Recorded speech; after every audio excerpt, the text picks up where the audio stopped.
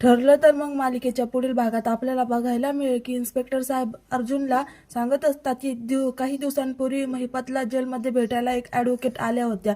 तर अर्जुन आता त्या लिस्टमध्ये त्या ॲडव्होकेट नाव वाचतो आणि म्हणतो की कोणती ॲडव्होकेट आहे आणि महिपतला भेटायला का आली असेल, यामागे नक्की काहीतरी गडबड आहे.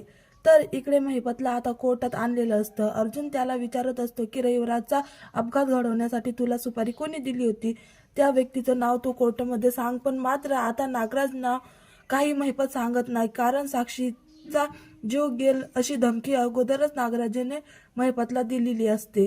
पण अर्जुन कोर्टात सांगतो की माझ्याकडे दुसराही पुरावा आहे असं म्हणतो. कोर्टामध्ये तो व्हिडिओ दाखवत असतो. त्या व्हिडिओमध्ये स्पष्टपणे दिसत असतं की नागराज स्वतःच्या तोंडाने गुन्हा कबूल करत असतो की मीच 22 वर्षापूर्वी रविराजचा अपघात घडवण्याची सुपारी दिली होती. पण मात्र इकडे महिपतने आता तोंड बंद ठेवल्यामुळे रविराज लवकर बेल मिळते. तर कोर्ट सुद्धा आता नागराजाला शिक्षा न करता बेलवर मंजुरी देतो.